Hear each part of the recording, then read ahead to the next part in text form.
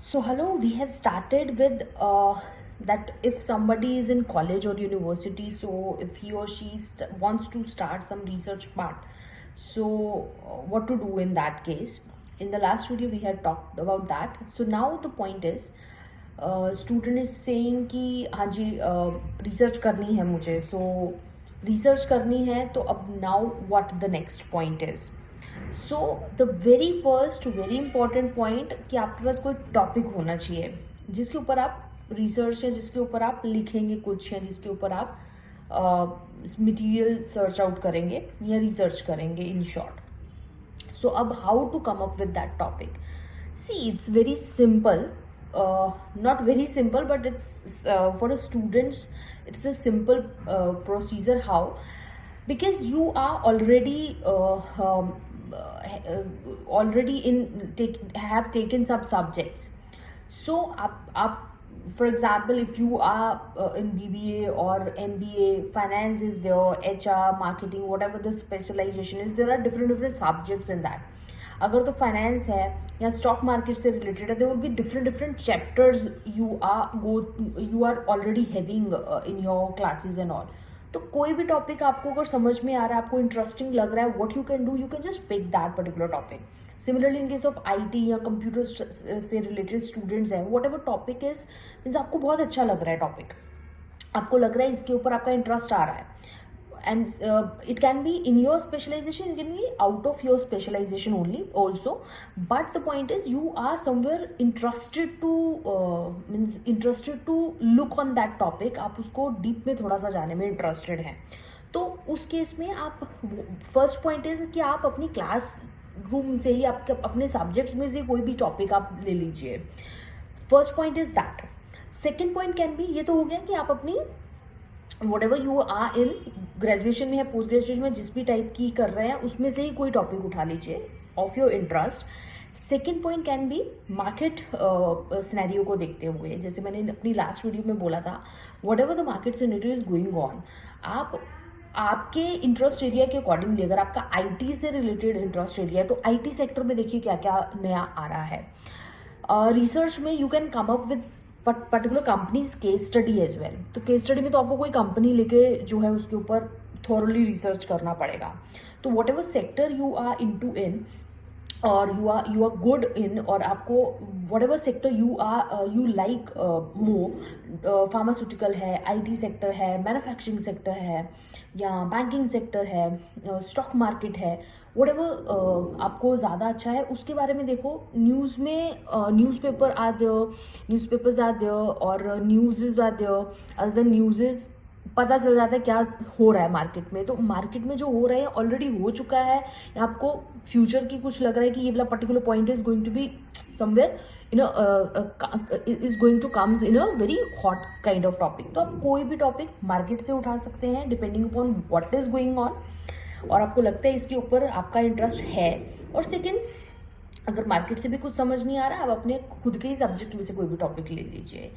ये तो हुआ कि टॉपिक कैसे चूज करना है. सेकेंड पॉइंट आता है, टॉपिक आपके पास आ गया, उसके बाद क्या करना है. For example you are saying कि मेरे को अगर आप फाइनेंस के स्टूडेंट हैं तो आप कह रहे हो कि मुझे आईपीओ का टॉपिक अच्छा लग रहा है या आपको स्टॉक मार्केट से रिलेटेड टॉपिक अच्छा लग रहा है. So now what next. Next point is gather more and more information about that. आपको ज़्यादा से ज़्यादा इन्फॉर्मेशन अब कलेक्ट करनी रहेगी. That information you can collect first from your very important the Google.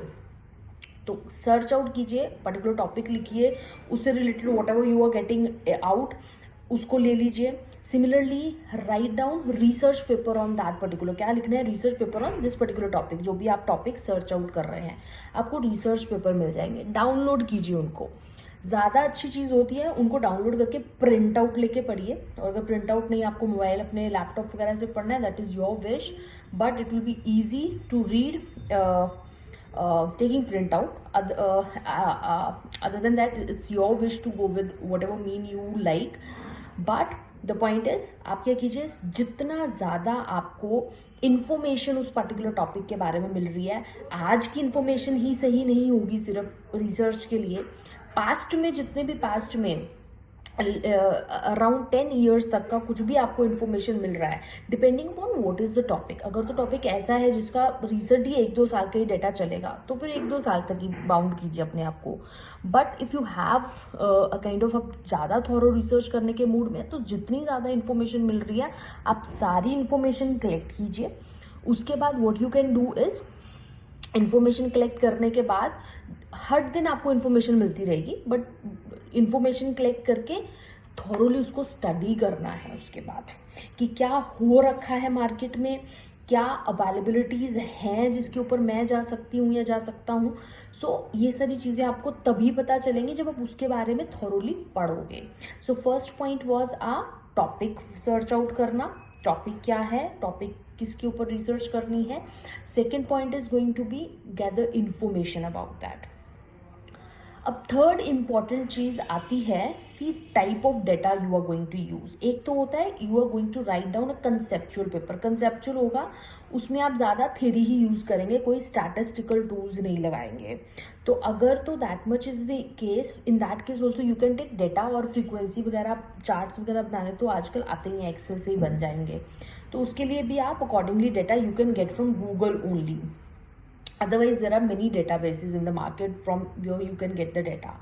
So I was talking about data. See, two types of data are there, primary and secondary. Primary है कि जो आपको खुद से collect करना पड़ेगा जा जाके, और सेकेंडरी होता है जो रेडली अवेलेबल है मार्केट में, ऑलरेडी किसी ने कलेक्ट कर रखा है, आप उसी का डाटा को यूज़ करने वाले हो, that is going to be secondary. So now it's depend upon you कि what kind of data you are going to use in your research. तो ये तो डेटा वाला पॉइंट हो गया अगर तो तुम थोड़ा सा ऊपर के लेवल पे जा चुके हो।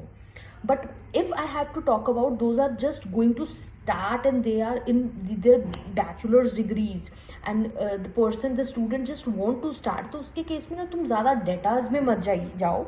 अभी स्टार्टिंग में आप नॉर्मल केस स्टडी और कुछ भी पर्टिकुलर टॉपिक लेके थोड़ा सा उसके ऊपर without going to any statistical tool, अगर तो आपको आता है then it is very good to search out some data for that and you can just apply that.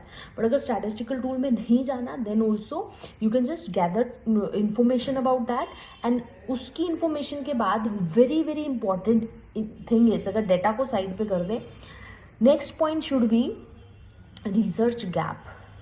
Again repeating, अगर तो you are very new to it, आपको just अभी start करना है, तो रिसर्च गैप में भी ज़्यादा जाने की ज़रूरत नहीं है। You can just gather information and right out on your point of view. अगर तो न्यूज़पेपर या ब्लॉग वगैरह में आपने आर्टिकल डालना है, पर अगर उसको भी आपने बहुत अच्छे तरीके से लिख के डालना है या कहीं जर्नल में पब्लिश करवाना है, इन that case what you can do is research gap. अब रिसर्च गैप क्या होता है, जैसे मैंने बोला इन्फॉर्मेशन इकट्ठी कीजिए कि लोगों ने क्या किया हुआ है उसके ऊपर।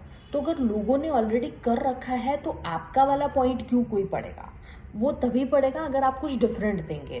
तो डिफरेंट क्या होगा कि क्या उन लोगों ने नहीं किया, तो that is a research gap. तो वो कैसे मिलेगा, लोगों का काम देख के और ऑलरेडी जो हो रखा है या कुछ नया पॉइंट मार्केट में आया है उसके ऊपर किसी ने कुछ नहीं किया, that is a kind of research gap. You can come up with that. So how you can get that research gap, उसके लिए आपको थोड़ा पढ़ना ज़्यादा पड़ेगा, लोगों ने क्या कर रखा है, मार्केट का क्या सिनेरियो है, उससे ही आपको पता चल जाएगा कि ये पॉइंट जो है this is a kind of new point which is, या तो आप कह सकते हो बहुत कम लोगों ने कैलकुलेट उसके ऊपर चीज़ें लिखी हैं, या जिन्होंने लिखी हैं उन्होंने प्रॉपरली कन्वे नहीं किया what is the exact conclusion और आंसर ऑफ द सेम। तो रिसर्च गैप अगर आपकी स्टडी में है, so and that research gap is very very unique if we can say, so your research paper is going to be very good if it is written in a very proper way.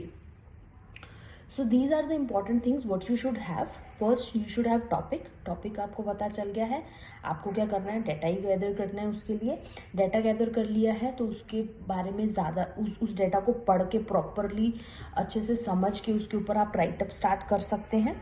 But if somebody wants more in that तो आप उसके ऊपर थोड़ा सा mathematical वाला data भी collect कर सकते हैं, जिसके ऊपर आप कुछ ना कुछ फिगर वाला उनको कंक्लूजन दे सके, अपनी रिसर्च में कुछ चीज़ें डाल सके।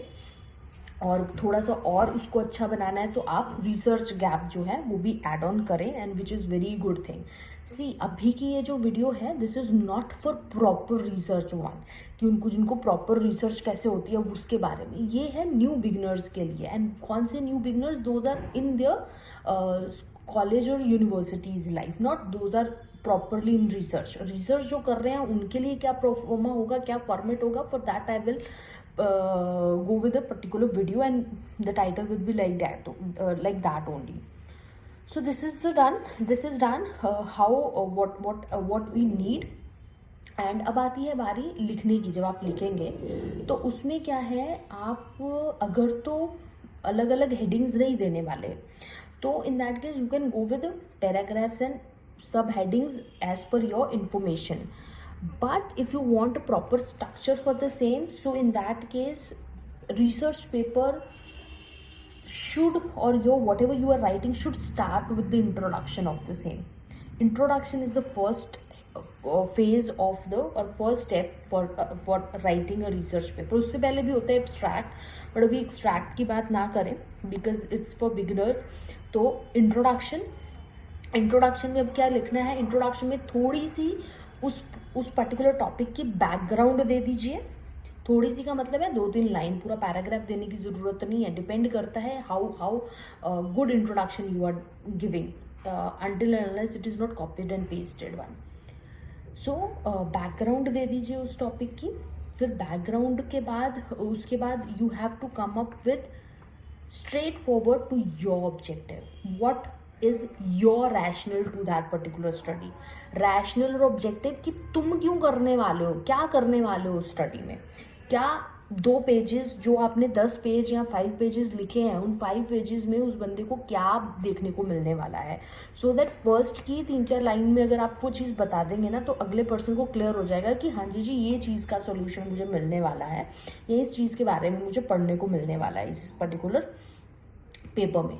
सो in a very starting phase introduction में ही आप बता दीजिए कि आपने क्या स्टडी में करा हुआ है, क्या तुम्हारा ऑब्जेक्टिव है. और अगर रिसर्च गैप भी आपने फाइंड आउट किया हुआ है तो उससे पहले थोड़ा सा लिटरेचर रिव्यू का हिंट दे दीजिए कि ये लोगों ने करा था, और उसके बिहाफ में या जिसके भी बिहाफ में आपने रिसर्च गैप फाइंड आउट किया है उस रिसर्च गैप को उस लाइनों से ऐड करते हुए बीच में ऐड कर दीजिए. सो तो इंट्रोडक्शन पार्ट में आपका प्रॉपरली यही पार्ट आ जाएगा, थोड़ा सा बैकग्राउंड और what is the rational or what is the objective of that particular study, and then हल्का सा literature review का hint, and then research gap if it is related to research review only, and अगर वो कुछ किसी और से related है तो उसके related कुछ lines लिख लेंगे. 1.5 or 2 pages are enough for introduction if your full article is of somewhere 8 to 10 pages, or we can say 7 to 8 pages. Then you can come up with literature review if there is something. आपने अगर कुछ किया है तो literature review आप बता दीजिए. Existing literature review क्या होता है, पुराने ऑलरेडी अगर इस चीज़ के ऊपर काम हो रखा है तो उन्होंने क्या करा हुआ है तो वो चीज़ आप देख सकते हैं. उसके बाद ऑब्जेक्टिव्स और रिसर्च गैप आप ऑलरेडी बता चुके हो, एंड और अगर नहीं बताया है देन लिटरेचर रिव्यू के बाद you can come up with that. And after that if you have taken some data, if you have taken some statistical tools, तो उसके बाद आप वो डेटा और स्टैटिस्टिकल टूल्स के बारे में बताएंगे. और अगर नहीं लिया तो फिर सीधा अपने रिजल्ट्स और डिस्कशंस के ऊपर आइए और एंड कीजिए must with the conclusion, so that the other person with 4 to 5 lines of conclusion, ज़्यादा बड़ा नहीं, जिससे किसी पर्सन को अगर पूरा आर्टिकल नहीं पढ़ना तो वो सिर्फ कंक्लूजन पढ़ के आपका पता लगा ले कि क्या आपका ऑब्जेक्टिव था और क्या आपने उसकी फाइंडिंग करी है. So with this I am going to end this video over here only. This is again repeating for the beginners and those are in their bachelor's and masters. For those are very at a basic stage of research, not for those are at a very advanced level. So okay, so I'm going to end this video. In the next video I'm going to come with some new topic with related to research itself.